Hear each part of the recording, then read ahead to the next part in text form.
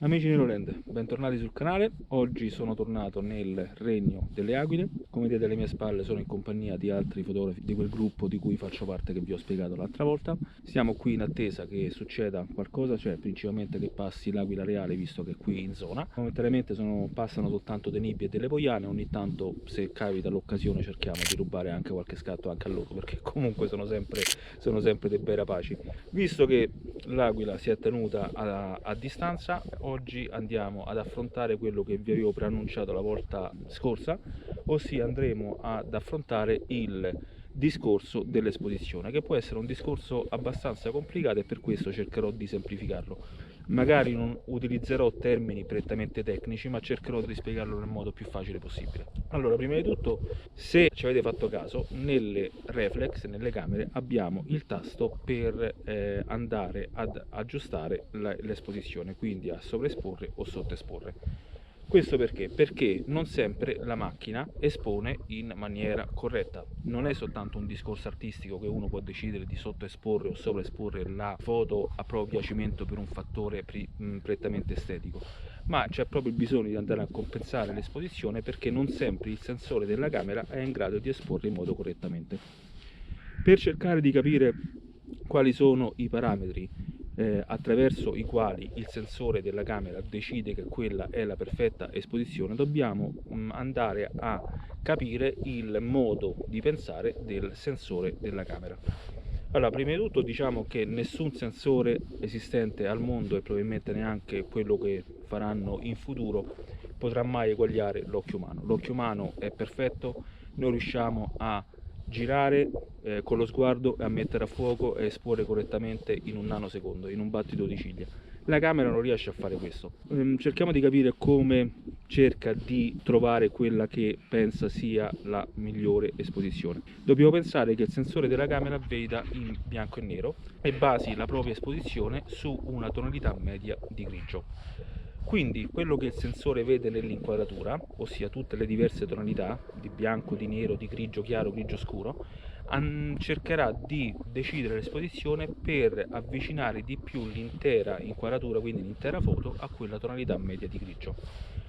Quindi cosa succede? Se per esempio all'interno dell'inquadratura c'è molto bianco, che per esempio può essere il cielo, o per esempio come adesso c'è la neve anche nei prati, quindi c'è molto bianco, che cosa farà il sensore della camera? Andrà a sottoesporre, quindi ad aggiungere, diciamo, tra virgolette, dello scuro, del nero, per cercare di riportare tutto quel bianco a quella tonalità di grigio che pensa sia la tonalità di grigio perfetta. A differenza, se per esempio siamo in un bosco e quindi c'è molto colore scuro, quindi c'è molto nero, gli alberi, le foglie, la macchina che cosa farà? Andrà a sovraesporre per cercare di riportare tutto quel nero, tutto quello scuro appunto a quella tonalità media di grigio. Quindi, per capire come funziona l'esposizione, anche noi dobbiamo immaginare, quando inquadriamo qualche cosa, dobbiamo immaginare come se stessimo inquadrando in bianco e nero.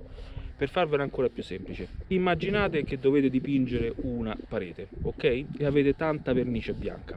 Che cosa fate? Se volete dipingerla di grigio, dovrete aggiungere della vernice nera, ok?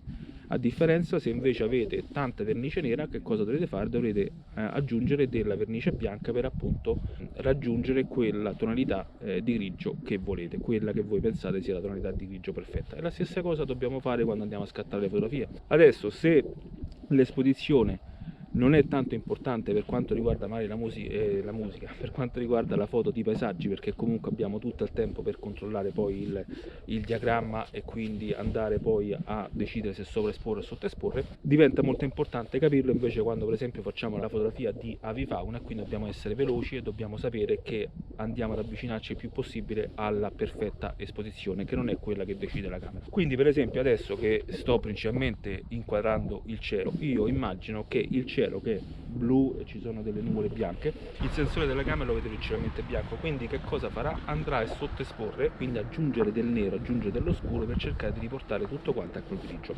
Adesso per esempio vi mostro una foto che ho fatto all'aquila reale poco tempo fa, proprio in questa posizione, e purtroppo mi ero dimenticato di cambiare le impostazioni che avevo, perché poco prima stavo fotografando dei daini che stavano di fronte a un bosco, quindi avevo sottoesposto perché appunto, come dicevo, il bosco era molto scuro, quindi la camera tendeva a sovraesporre, quindi avevo deciso di sottoesporre, adesso non mi ricordo se di uno stop o qualcosa del genere.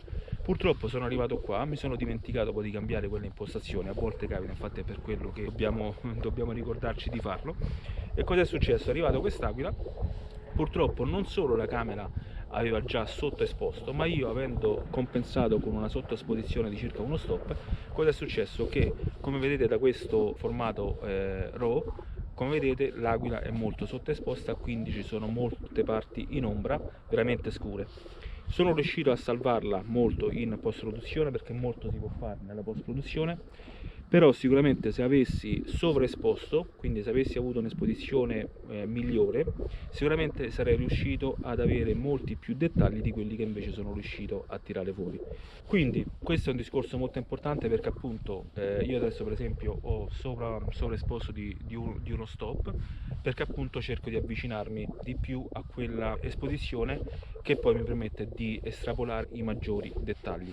C'è sempre la diatriba, molti fotografi discutono se sia meglio sottoesporre o sovraesporre. Personalmente nella mia fotografia preferisco sempre sovraesporre un po', perché i bianchi sono facilmente, anche fino a 2 stop, sono facilmente recuperabili in post produzione, mentre per esempio le ombre o i neri, se sono bruciati, ossia se è soltanto una macchia nera dove non ci sono dettagli, non si possono più recuperare i dettagli. Quindi è molto importante, un consiglio che vi do, cercate sempre di sovraesporre le vostre foto, perché poi è facilmente recuperabile in post produzione.